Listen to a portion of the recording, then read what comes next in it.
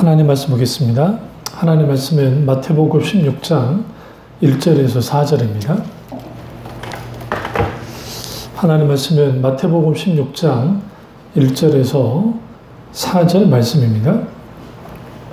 바리새인과 사두개인들이 와서 예수를 시험하여 하늘로부터 오는 표적을 보이기를 청하니 예수께서 대답하여 이르시되 너희가 저녁에 하늘이 붉으면 날이 좋겠다 하고 아침에 하늘이 붉고 흐리면 오늘은 날을 굳겠다 하나니 너희가 날씨는 분별할 줄 알면서 시대의 표적은 분별할 수 없느냐. 악하고 음란한 세대가 표적을 구하나 요나의 표적밖에는 보여줄 표적이 없느니라 하시고 그들을 떠나 가시니라. 아멘. 말씀 제목은 시대의 표적을 분별하라 라는 제목으로 말씀을 나누겠습니다. 시대의 표적을 분별하라 라는 제목으로 말씀을 나누도록 하겠습니다. 성경에서 이 표적이라고 하는 이런 단어가 자주 사용됩니다. 헬라어로는 세메이온이라는 헬라어 단어가 사용하고 또 히브리어는 오토라고 하는 그러한 단어로 사용됩니다. 신약에서는 세메이온 하면 이적 혹은 기사로 번역되기도 하고 그리고 표적으로 번역되기도 합니다. 표적은 하나님의 특별 계시 사역인 방편들, 예언, 환상, 꿈, 음성 등과 같은 것을 의미합니다. 때로는 어떤 기적을 일으키는 것들. 그래서 표적과 이적과 기사라는 말은 때론 비슷하게 사용할 수는 있지만 내용상으로는 각기 다르게 다른 의미를 지니기도 합니다.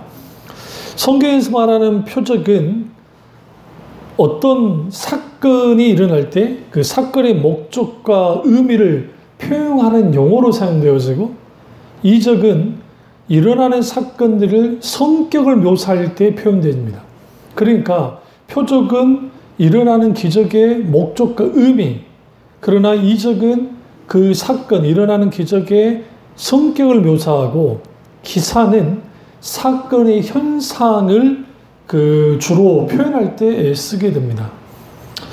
그래서 세메이온이라고 하는 이 헬라어 단어는 우리 성경에 이적이라고 번역하는 경우가 많습니다. 그래서 이 이적이라고 번역된 것은 또 어떤 부분에서는 표적이라는 의미를 갖고 있긴 하지만 그러나 사실은 우리가 이 표적이든 혹은 이적이든 분명한 것은 하나님이 하나님의 목적을 가지고 하나님의 의도를 가지고 역사하는 것은 둘 다 똑같습니다. 요한복음을 보면 요한복음에 믿는다라고 하는 그런 의미가 세 가지 형태로 나타나고 있습니다. 왜냐하면 여기서 믿음이 중요하냐면 믿음이 있는 곳에 표적이 따라 나오기 때문에 그렇습니다. 첫 번째로 그분의 이름을 믿는 겁니다. 예수 그리스도 그분을 믿는 것, 그분의 이름을 믿는 것, 이런 교리적인 신앙을 말하고 둘째는 그를 믿으니라 라는 표현이 있는데 이것은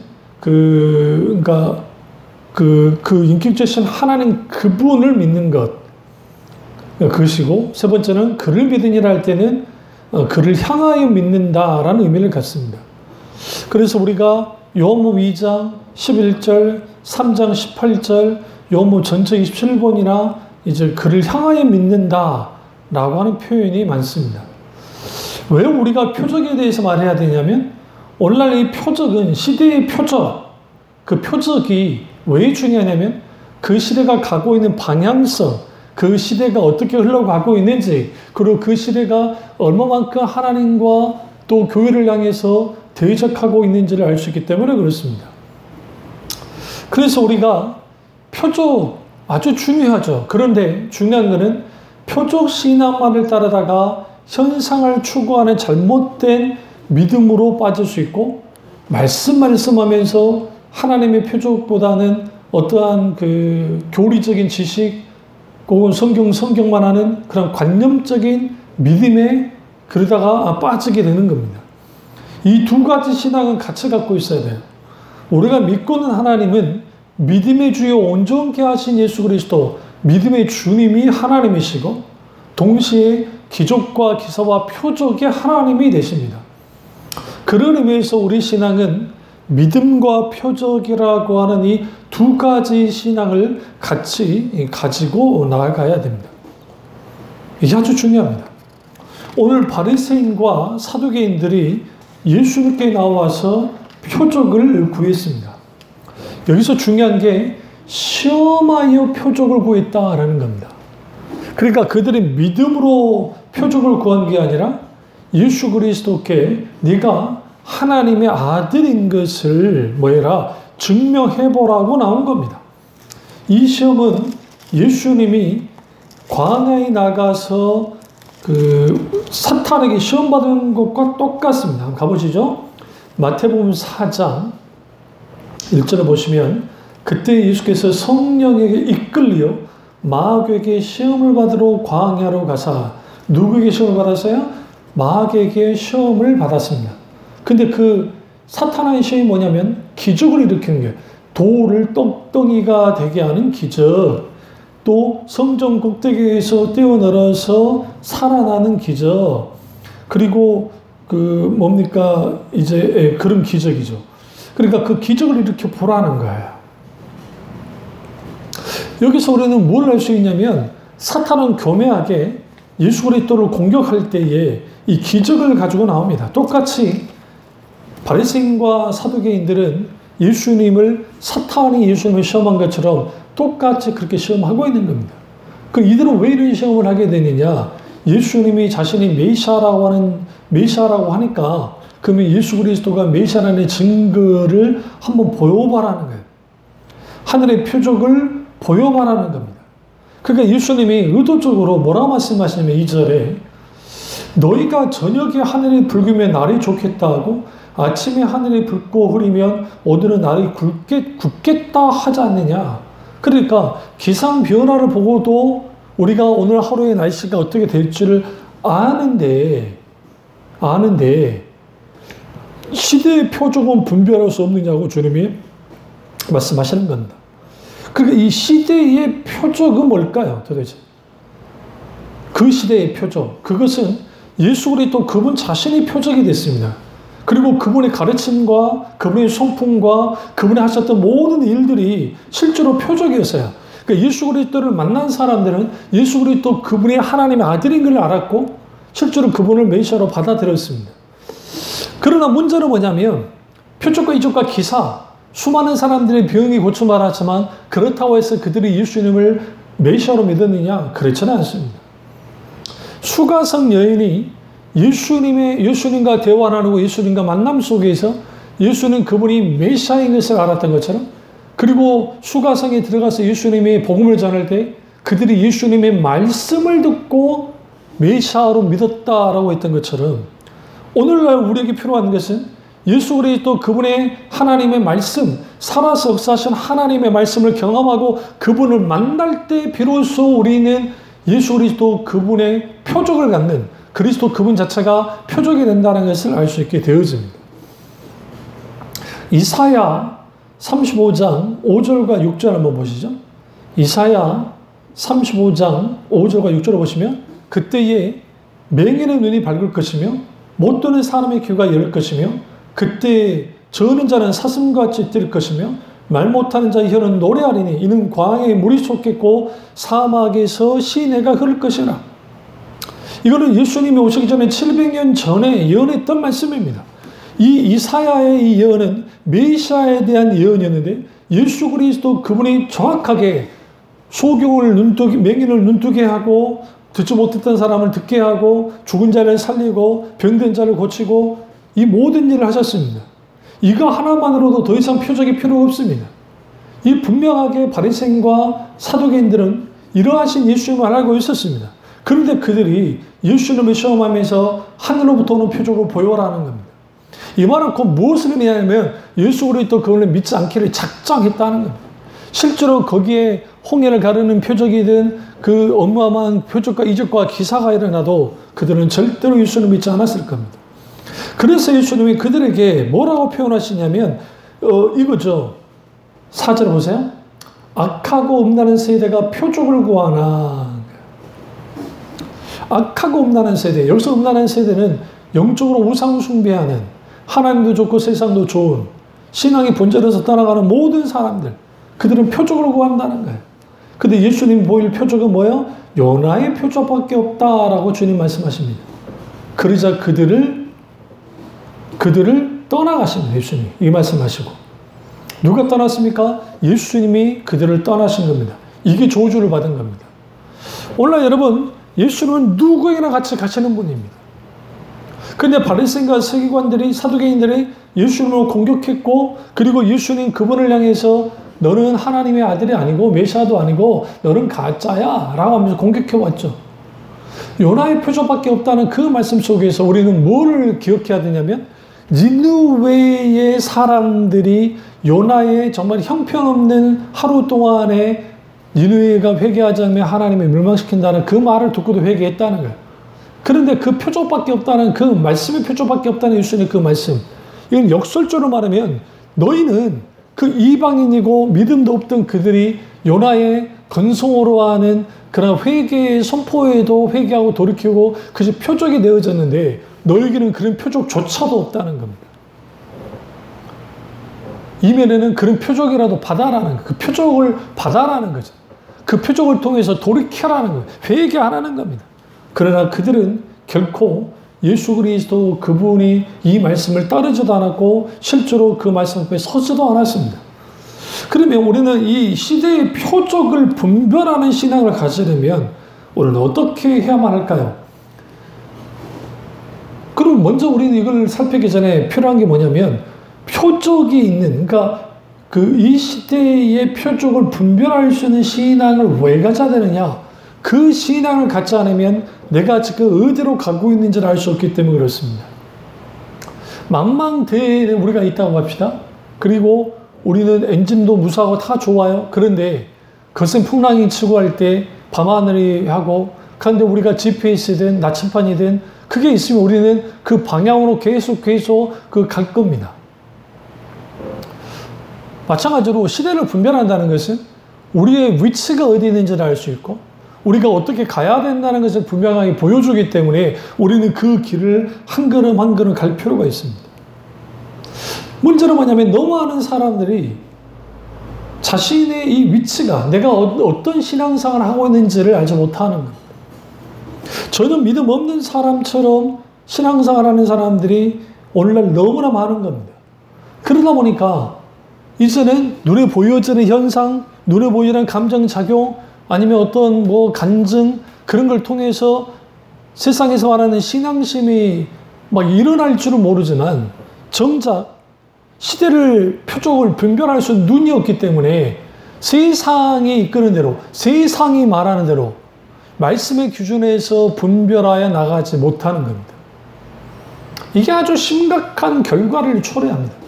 어떤 결과를 초래하냐면 그 속에서 바리새인과 서기관이 주님께 반응하지 못했던 것처럼 그렇게 반응하지 못하는 신자가 되기 때문에 그렇습니다.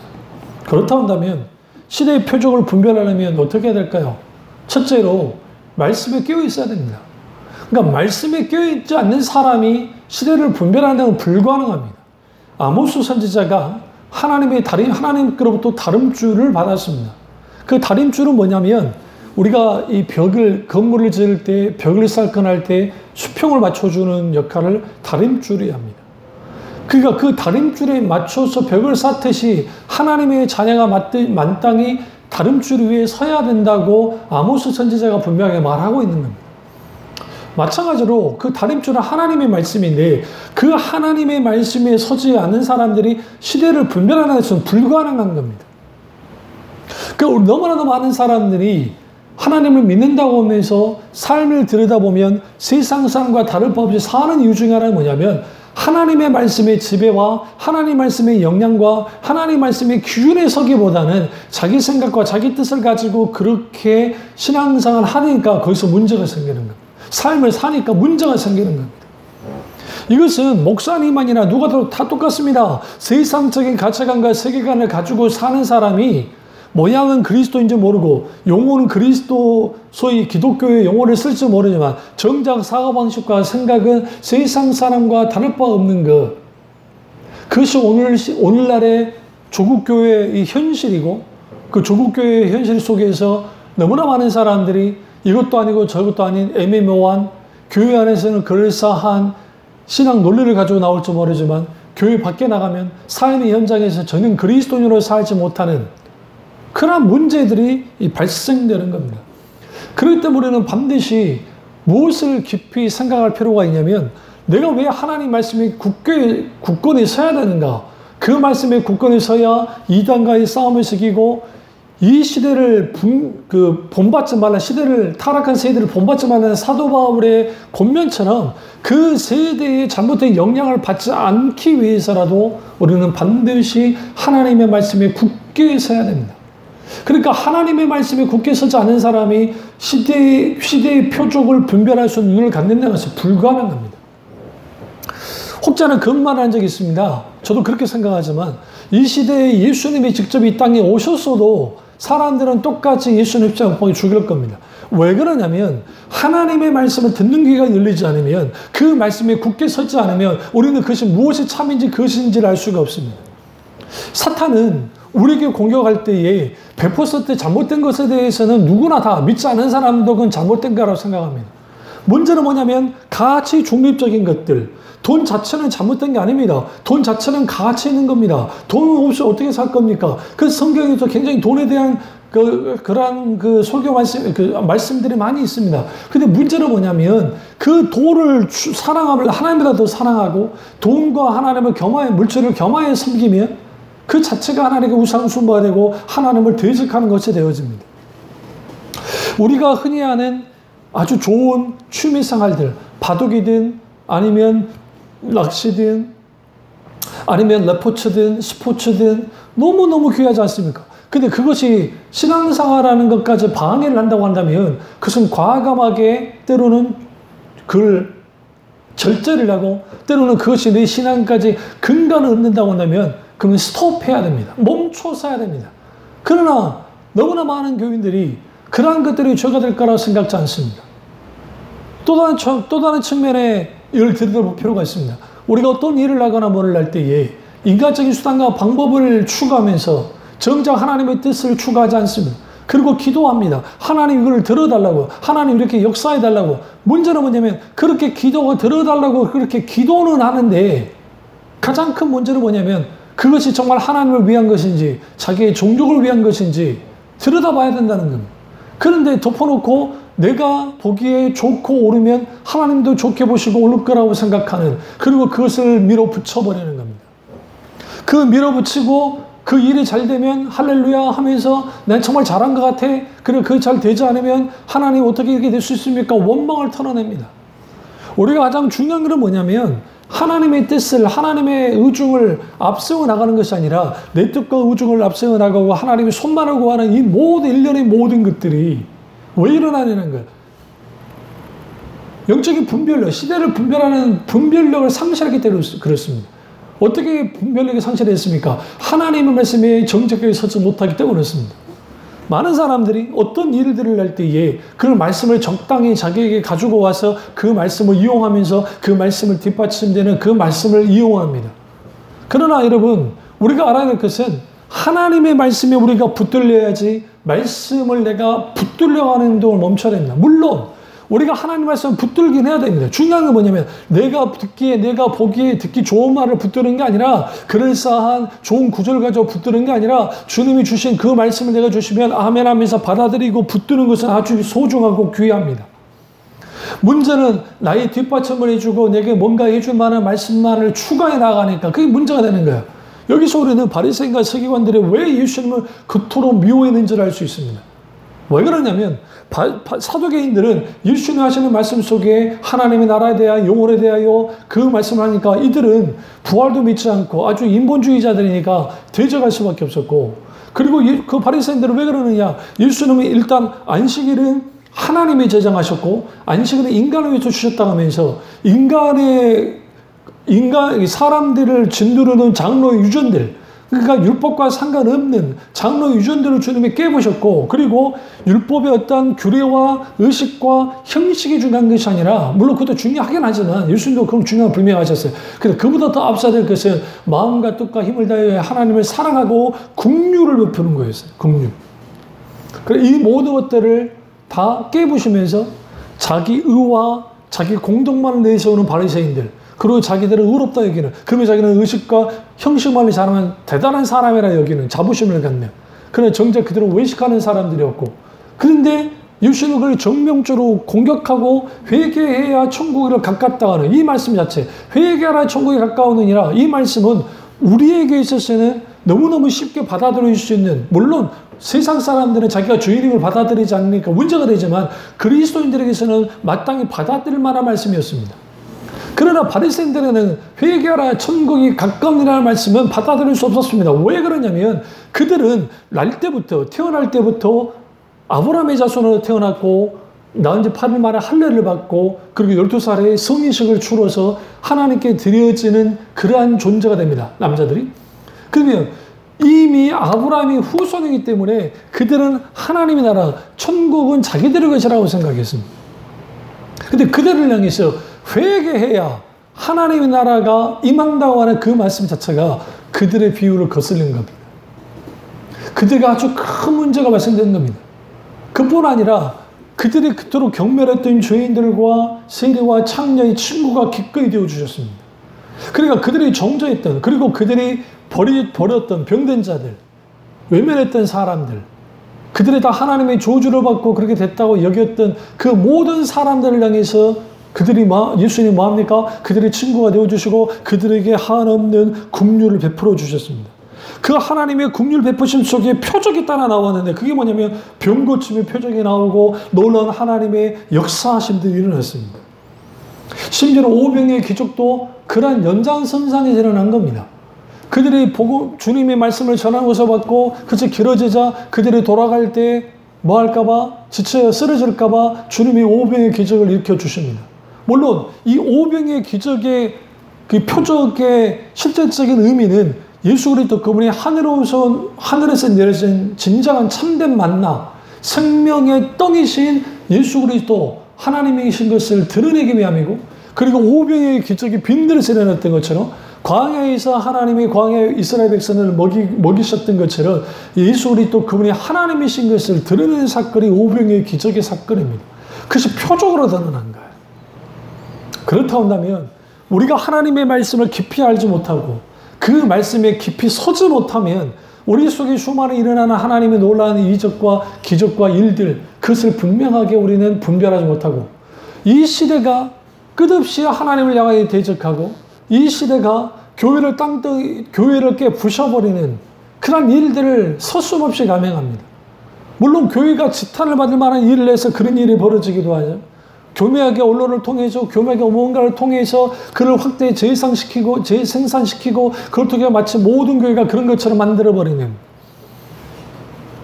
그런 일들이 벌어지고 있다는 거예요. 왜 그럴까요?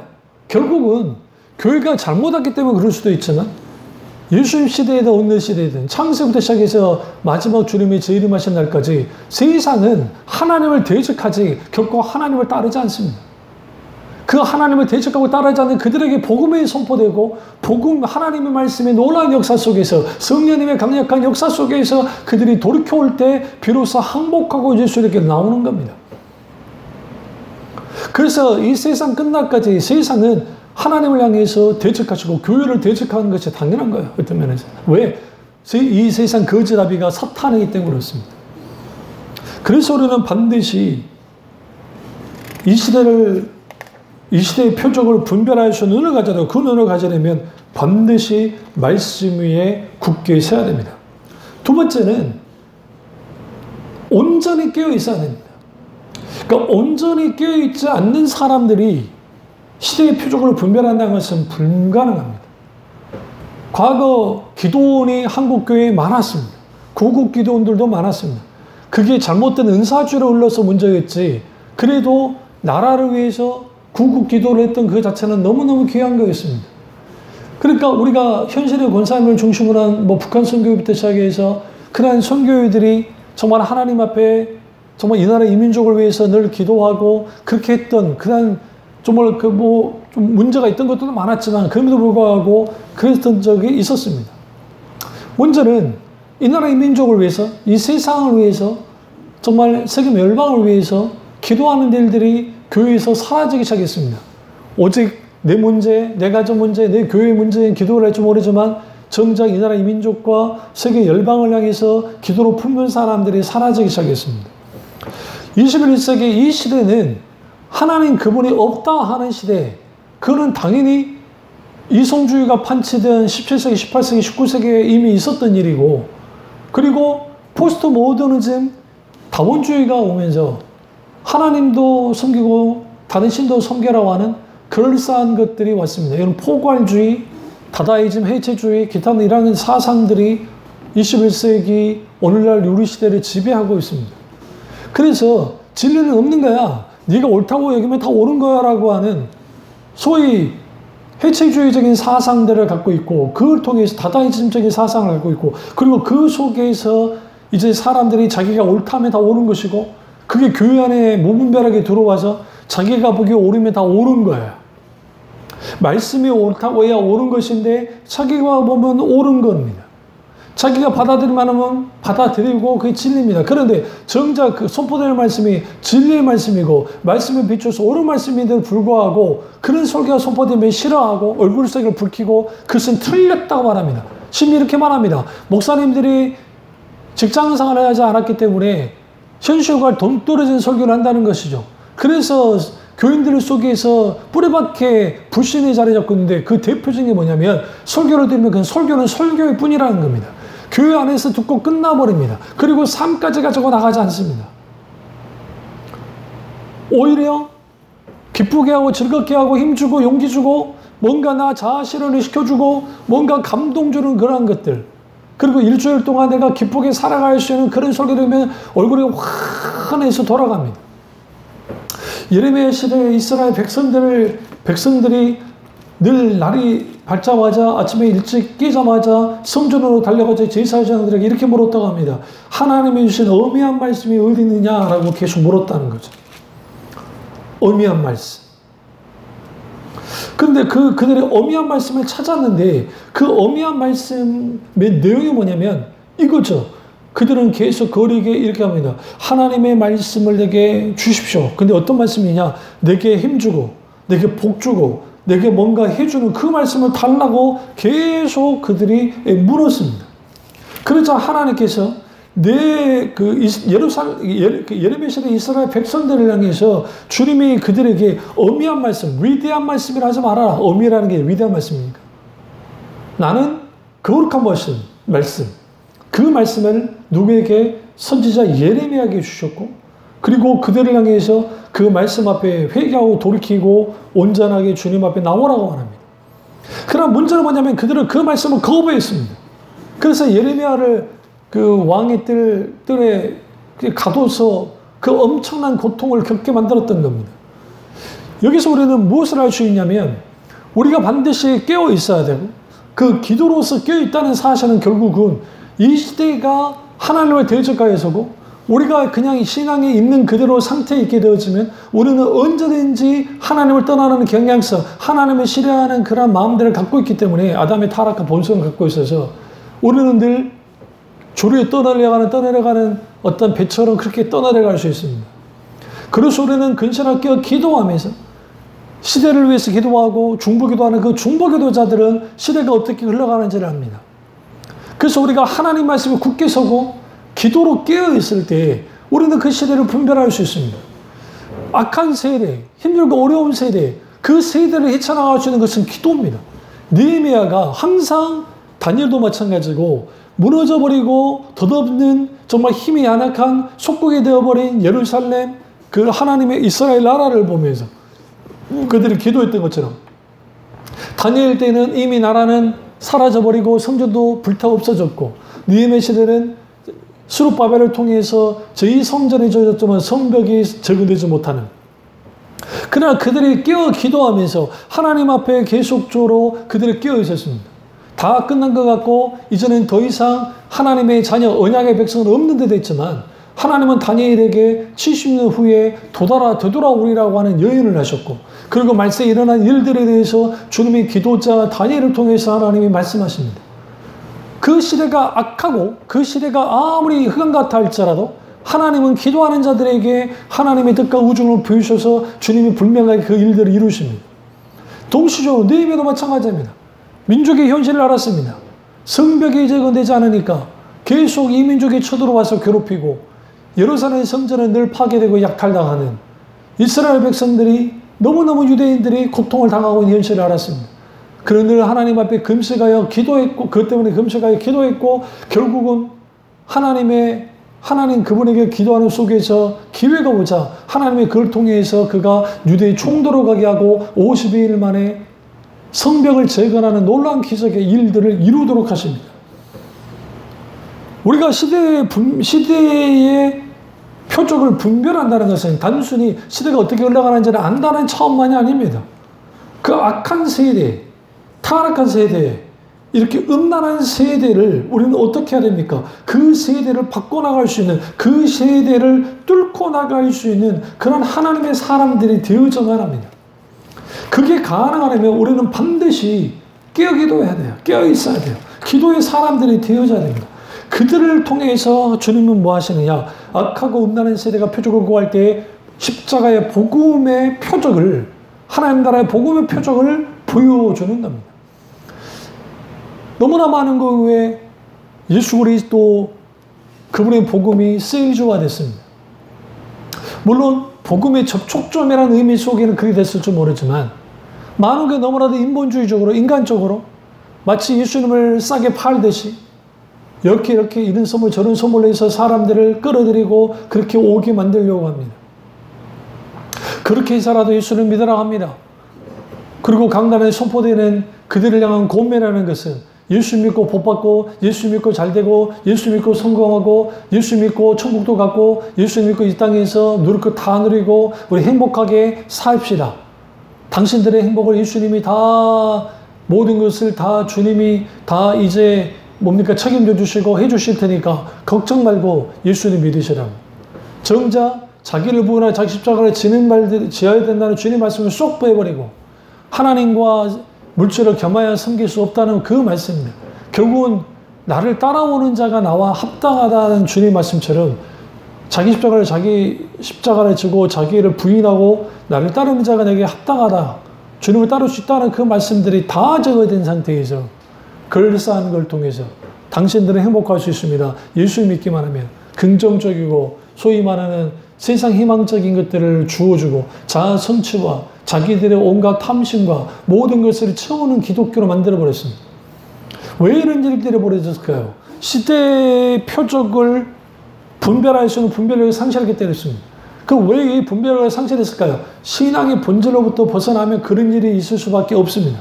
신앙의 본질은 뭡니까? 하나님을 성경에서 말하는 인격적인 하나님, 성경에서 말하는 살아서 역사하신 하나님을 알고 사랑하는 것. 그리고 그 사랑함으로 전적으로 그분을 신뢰하고 의지하고 모든 것을 의탁하고 기꺼이 내 생명을 걸고서라도 주님께 순종하여 나아가는 것. 그것이 신앙의 본질입니다. 결국은 그 신앙의 본질이 무너진 상태가 되니까 이런 종교적으로 뭐 탐닉할지 모르지만 정작 뭐 하지 못하느냐? 시대를 분별하지 못하니까 시대와 야합하고 시대와 함께 흘러내려가 버린 겁니다. 여러가 물을 거슬리고 올라가서 결국은 산란하는 것처럼 교회는 시대의 물줄기를 반대로 끌고 올라가야 되는데 오히려 같이 떠내려가고 있고 교회가 방주의 기능을 해야 되는데 방주되는 그 교회에 세상 물이 들어와 버리는 결국은 세상에 잠겨버리고 성경에 가라앉아 버리는 그러한 일들이 벌어지고 있는 겁니다. 왜요? 시대를 분별하는 분별력을 상실하기 때문에 그렇습니다. 우리는 반드시 신앙의 본질을 회복해야 되고 하나님을 알고 사랑하는 것들이 회복돼야 되고 하나님 중심적인 삶이 회복돼야 되고 십자가의 한 삶, 성령의 한 삶, 믿음의 한 삶, 은혜의 한 삶들이 온전하게 회복되어질 때 비로소 우리는 시대를 읽을 수 있고 시대를 분별할 수 있고 기꺼이 물살을 거슬리고 올라가는 연어처럼 세상 물살을 거스르고 올라가고 에덴 토조 목사의 말씀처럼 세상과 진리의 말씀으로 충돌함을 통해서 세상을 복음으로 굴복시키고 세상에 기꺼이 이제는 주님 앞에 항복하고 나올 수 있도록 정말 그리스도의 진정한 군사들이 되어질 때 그런 사람들이 이 세상의 소금과 빛의 역할을 감당하는 것이지 그저 세상과 야합하고 세상에 따라가 흘러나가는 그런 것들은 그렇게 신앙생활 하게 되어지면 결코 뭡니까? 이 세상에서 빛과 소금의 역할을 감당하는 것은 불가능하고 이 시대에 뭐예요? 표적을 분별할 수 없게 되어집니다. 그렇게 되어지면 바리새인과 사두개인 꼴밖에 나지 않게 되는 것이고 예수님을 그토록 경멸했던 것들 결국은 외식하고 외식하는 자들 형식적인 것들 치우치고 배우려는 자세도 없고 정죄만 일삼는 그런 잘못된 신앙으로 빠지게 됩니다. 오늘 이 사실을 깨닫고 시대의 표적을 분별하는 세대의 표적을 분별하는 우리 그리스도의 됨을 통해서 내 신앙이 바로 서고 내 가정이 바로 서고 내 교회가 바로 서고 이 나라의 민족이 바로 서고 이 세상이 바로 설 수 있는 그런 하나님의 진정한 믿음의 거인들, 거성들이 되어져서 하나님의 뜻을 온전히 이루는 우리 교우들 다 되시기를 주님의 이름으로 축원합니다. 기도하겠습니다. 사랑의 주 역사주 오늘 주 우리와 함께 하시고 오늘 주님 우리가 세대의 표적을 분별할 수 있는 눈들을 갖게 하셔서 우리가 하나님 말씀에 굳게 서게 하시고 기도하게 하심을 통해서 또 우리가 신앙의 본질로 돌이키고 회복되어 줌을 통해서 마땅히 이 시대에 진정한 길라잡이할 수 있는 우리 교우들 다 될 수 있도록 은혜 베풀어 주시옵소서. 늘 주님의 은혜만이 우리를 살릴 수 있사오니 우리에게 은혜 베푸시고 역사해 주시옵소서. 주님 안에 혼란과 받기 원하고 예수 주님의 이름으로 기도드립니다. 아멘.